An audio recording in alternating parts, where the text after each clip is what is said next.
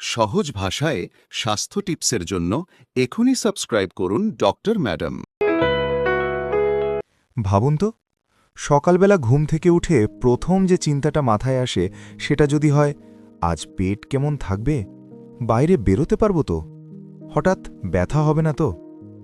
এই অনিশ্চয়তায় আইবিএসের সবচেয়ে কষ্টের দিক। আজ আমরা সহজ ভাষায় বাস্তব জীবনের অভিজ্ঞতার আলোকে বুঝে নেব আইবিএস কিভাবে চিকিৎসা ও নিয়ন্ত্রণ করা যায়। সম্পূর্ণ সুস্থ হয়ে যাওয়ার মিথ্যে আশ্বাস নয়, বরং এমন উপায় যেগুলো সত্যি অনেক মানুষের জীবন স্বাভাবিক করতে সাহায্য করেছে।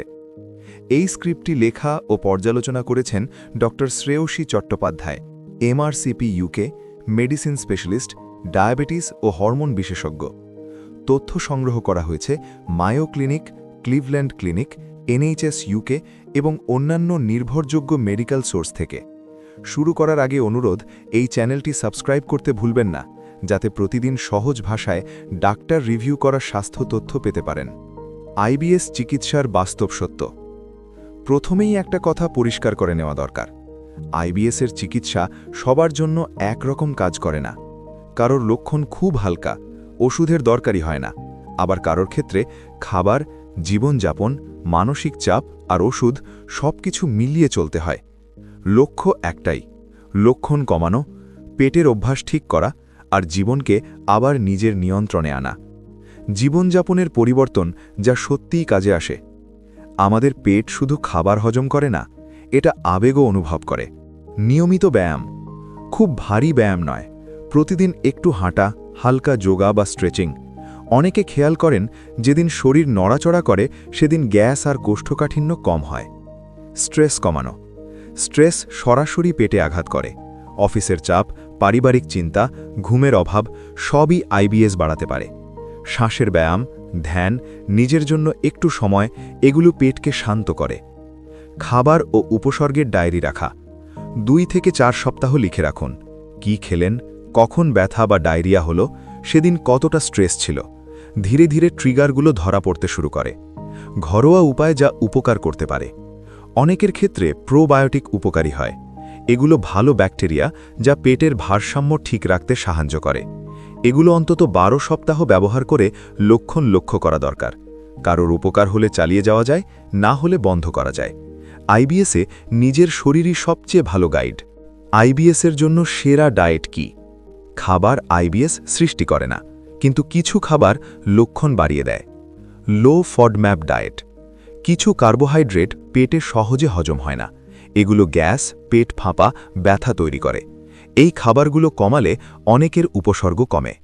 ফাইবারের সঠিক ব্যবহার। কোষ্ঠকাঠিন্য থাকলে সলিউবল ফাইবার দরকার, কিন্তু হঠাৎ বেশি ফাইবার নিলে গ্যাস বাড়তে পারে। ধীরে ধীরে পরিবর্তনই সবচেয়ে ভালো। দুধ ও গ্লুটেন বিষয়ে সচেতনতা। অনেক আইবিএস রোগী দুধ বা গ্লুটেনের সংবেদনশীল হন। কমালে উপকার হতে পারে, তবে পুষ্টির ঘাটতি যেন না হয়। পর্যাপ্ত পানি পান। পানি হজম সহজ করে, মল নরম রাখে। এটা খুব সাধারণ কিন্তু খুব গুরুত্বপূর্ণ। আইবিএসে ব্যবহৃত ওষুধ। ওষুধ নির্ভর করে কোন উপসর্গটা বেশি কষ্ট দিচ্ছে তার ওপর। পেট ব্যথা ও ক্র্যাম্প। অ্যান্টিস্প্যাজমোটিক ওষুধ পেটের মাংসপেশি শিথিল করে। ব্যথা পুরোপুরি না গেলেও সহনীয় হয়। কোষ্ঠকাঠিন্য। প্রথমে ফাইবার বাড়ানো, প্রয়োজনে অল্প সময়ের জন্য ল্যাক্সেটিভ। কিছু বিশেষ ওষুধ আছে যা ব্যথা, ফাঁপা আর কোষ্ঠকাঠিন্য একসঙ্গে কমায়। ডায়রিয়া। ডায়রিয়া কমানোর ওষুধ অনেকের কাজে আসে, ডোজ একজনের ক্ষেত্রে আলাদা। পেট ফাঁপা ও গ্যাস। পেপারমেন্ট অয়েল বা পুদিনা চা অনেকের জন্য আরামদায়ক। এটা অনেক সময় দৈনন্দিন অভ্যাস হয়ে ওঠে। আইবিএসে অ্যান্টিডিপ্রেসেন্ট কেন ব্যবহার হয়? এটা শুনে অনেকেই ভয় পান, কিন্তু এখানে এগুলো মানসিক রোগের জন্য নয়। এই ওষুধগুলো পেটের ব্যথা অনুভব করার মাত্রা কমায়, গাট ব্রেন কানেকশন শান্ত করে, বিশেষ করে যখন ব্যথা, দুশ্চিন্তা আর ঘুমের সমস্যা একসাথে থাকে। মানসিক থেরাপি, অবহেলিত কিন্তু শক্তিশালী চিকিৎসা। আইবিএস কল্পনার রোগ নয়, কিন্তু পেট আর মস্তিষ্ক একে অপরের সাথে গভীরভাবে যুক্ত। CBT, hypnotherapy, psychotherapy. অনেকের ক্ষেত্রে এই থেরাপিগুলো জীবন বদলে দেয়। পেটের নার্ভ সিস্টেম নতুন করে শিখে নেয় শান্ত খাদ্যে। আইবিএসের ভবিষ্যৎ কেমন? আইবিএস সাধারণত দীর্ঘদিন থাকে। লক্ষণ আসে আবার চলে যায়। ভালো খবর হলো সময় গেলে অনেকের উপসর্গ হালকা হয়। অনেকে এমন পর্যায়ে পৌঁছান যেখানে আইবিএস আর জীবন নিয়ন্ত্রণ করে না। মনে রাখবেন, আপনার পেট সংবেদনশীল হতে পারে, কিন্তু আপনি দুর্বল নন। সঠিক জ্ঞান, ধৈর্য আর সহানুভূতির সাথে চললে জীবন আবার স্বাভাবিক ছন্দে ফিরতে পারে। এই স্ক্রিপ্টটি লেখা ও পর্যালোচনা করেছেন doctor Shreyasi Chattopadhyay, MRCP UK, medicine specialist, diabetes ও হরমোন বিশেষজ্ঞ। তথ্য সংগ্রহ করা হয়েছে Mayo Clinic, Cleveland Clinic, NHS UK এবং অন্যান্য নির্ভরযোগ্য মেডিকেল সোর্স থেকে। ভিডিওটি যদি উপকারী মনে হয়, অনুগ্রহ করে সাবস্ক্রাইব ও শেয়ার করুন, কারণ সচেতনতা থেকেই শুরু হয় সুস্থতার পথ।